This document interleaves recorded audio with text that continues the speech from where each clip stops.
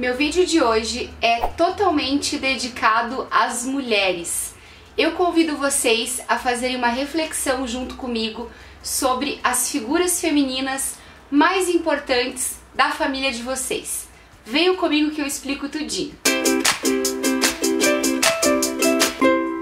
Eu andei pensando com os meus botões que, apesar de conhecer assim levemente a história de mulheres da minha família, eu nunca tinha me preocupado em saber mais a fundo sobre a trajetória de cada uma dessas figuras.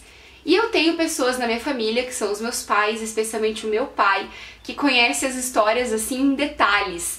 Isso é muito legal porque eu acredito de verdade que a gente precisa conhecer e especialmente engrandecer essas figuras femininas que foram muito importantes para que a gente também se tornasse quem a gente é hoje. Acredito mesmo nesse poder da ancestralidade, né? De você carregar em você um pouco de quem foi a sua família. E aí eu queria compartilhar com vocês histórias de 3 mulheres da minha família que eu conheci mais a fundo e pedi mais detalhes nos últimos tempos para os meus pais e acho que são bacanas e inspiradoras também.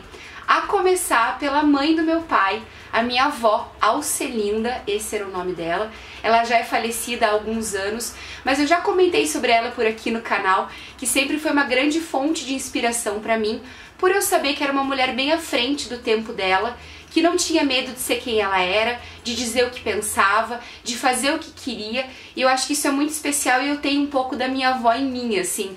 Não por ser à frente do meu tempo, mas por ser uma mulher muito decidida, que gosta de fazer as coisas sozinha, que aprecia a própria companhia, e essa era a minha avó, definitivamente. Ela nasceu numa família bem tradicional aqui em Curitiba, e ela teve um casamento arranjado, digamos assim, né? Naquela época isso era muito comum e casavam as meninas com quem a família achava que devia, né? Algum conhecido, alguma outra família importante, essas baboseiras todas. E aí minha avó casou com uma pessoa, teve 2 filhos e ela não era feliz nesse casamento. Até que um dia ela conheceu o meu avô e ela se apaixonou pelo meu avô, que é pai do meu pai, no caso, e ela se desquitou no comecinho dos anos 60, o que foi assim um drama familiar. Digamos que ela tenha ficado mal vista na sociedade, porque a mulher não tinha esse direito nem de escolher com quem queria casar, muito menos se separar naquela época, mas ela foi muito corajosa. Claro que ela fez algumas renúncias bem importantes por essa função, ela saiu de casa, enfim, mas ela resolveu viver esse grande amor com o meu avô, que foi assim, aos trancos e barrancos a vida inteira deles. Eu tive mais detalhes disso com o meu pai, mas foi o grande amor da vida dela. E eles nem casaram no papel, eles se juntaram, digamos, ela se divorciou daquele ex-marido dela e eles tiveram meu pai. E minha avó sempre foi essa mulher assim, muito pra frente, muito determinada, sempre dirigiu, sempre foi pra tudo quanto é canto com o carrinho dela, era muito caprichosa, muito família. E é muito legal, assim, pensar que ela foi uma pessoa que contrariou as regras da época dela, né? Eu acho que isso é um grande exemplo e eu aposto que tem pessoas na família de vocês que também fizeram isso num tempo em que era praticamente proibido ter decisões próprias enquanto mulher. A segunda história que eu quero compartilhar é sobre a minha avó materna, né? Mãe da minha mãe, obviamente, que continua viva, maravilhosa, é minha única vozinha que tá aqui entre nós ainda. Ela, na verdade, é de uma família italiana, né, com alemães, enfim, e eles sempre trabalharam no ramo de restaurantes. Então, desde muito nova, ela ajudava a mãe dela na cozinha e aprendeu muito cedo receitas e, enfim, fazer pratos assim para venda, né, no restaurante, para encomendas externas. Sempre foi muito dessa área aí de culinária, sem treinamento nenhum. Ela foi noiva de uma pessoa, não se casou, conheceu meu avô na sequência, se casou mais tarde do que diziam os padrões também da época, né? Se casou com 25 anos. E ela e meu avô viveram também uma história bonita, uma história de amor, foi um casamento com amor. E juntos eles chegaram a ter 2 panificadoras aqui em Curitiba, muitos anos atrás, na década de 60 também. E, na verdade, aconteceram algumas coisas e meu avô perdeu tudo mesmo, assim. Não tinha mais trabalho, não tinha mais panificadora, e a minha avó, com toda aquela força maravilhosa, eu fico até emocionada de dizer, ela foi para trás do fogão e ela tocou um pequeno negócio que na verdade não tinha nem assim registro, empresa, nada, era até bem fundo de quintal, de salgadinhos e docinhos e bolos para festa. Ela ficou anos da vida dela trabalhando de domingo a domingo com docinho e salgadinho. Sofreu acidente, se machucou, se queimou. Nossa, é assim, foi uma vida muito sofrida. Eu lembro na infância de ir pra casa dela, pra mim era um paraíso, né? Tinha brigadeiro pra tudo quanto é lado, tinha coxinha, a coxinha da minha avó era uma coisa assim incrível. Fazia tudo, fritava tudo, a família inteira metia a mão, ajudava, era uma coisa assim bem intensa. Mas na verdade, apesar de eu curtir quando eu era pequena, depois quando eu comecei a crescer, eu fui entendendo o quanto foi sofrido e não foi fácil pra ela. Mas ela sustentou todo mundo da família desse jeito. E por isso ela é uma guerreira pra mim, assim, um grande exemplo. E aí, quando eu tinha acho que uns 16, 17 anos, ela finalmente se aposentou, parou de trabalhar com isso e hoje em dia, graças a Deus, ela tem uma vidinha boa, onde ela é muito bem cuidada pela minha mãe e ela vive muito bem, graças a Deus, mas continuou cozinhando. O empadão da minha avó é um negócio assim, ó, de louco.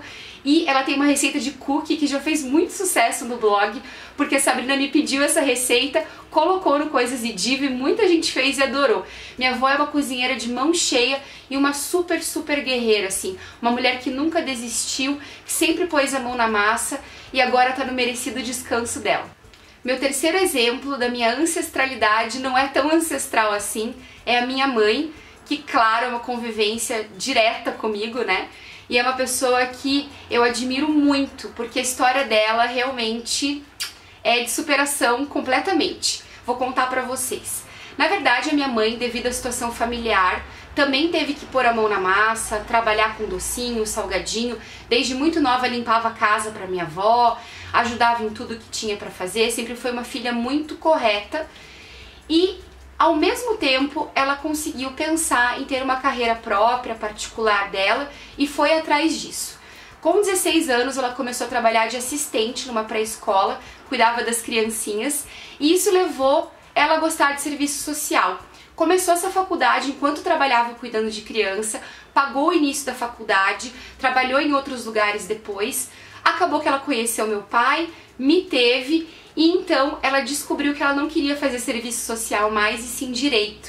Então, com três filhos, acho que foi assim quando ela tinha mais ou menos uns 30 anos, ela se formou na faculdade de Direito, ela fazia empadão e bombom para vender na faculdade, ai eu vou chorar. E ela pagava a faculdade com todas as dificuldades de ter o marido trabalhando e ela fazendo tudo isso para poder se formar. E os três filhos, que afinal de contas era escola, era uniforme, era roupa, comida, enfim, né? Era muita coisa para pensar. E ela conseguiu se formar, abriu um escritório de direito e se descobriu professora. Hoje ela é uma professora muito amada na PUC, onde ela dá aula aqui em Curitiba. As pessoas chamam ela de Mãe Estela e ela realmente é um exemplo para os alunos e uma pessoa muito querida mesmo pela bondade, pela generosidade e por ser um ser humano incrível. Assim, a minha mãe é a minha maior fonte de inspiração de todas, né? E eu até vou chorar, mas tudo bem.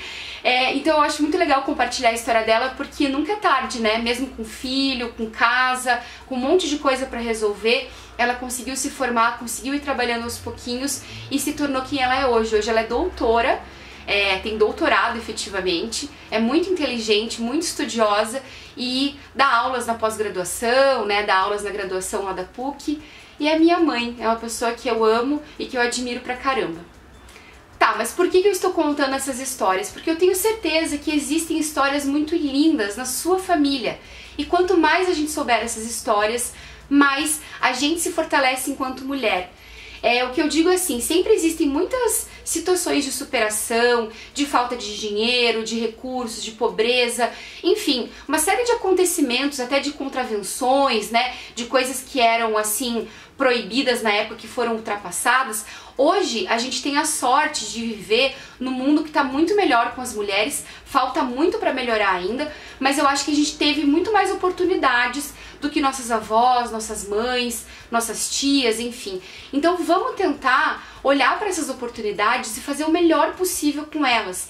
Eu tenho muita gratidão por ter uma mãe que estudou, que conseguiu assim crescer e pôde prover minha faculdade, pôde me ajudar em tudo que eu precisei na minha educação, e hoje eu entendo que essa gratidão é o que vai sempre me transformar numa mulher melhor, numa mulher que olha para o futuro, que quer fazer as coisas diferentes. Então o que eu desejo é que todas nós possamos conhecer essas histórias para que a gente se fortaleça e se torne esse exemplo de mulher para o futuro, para os nossos filhos e filhas, sobrinhas e sobrinhos, afilhados e afilhadas, enfim, as novas gerações que estão por vir.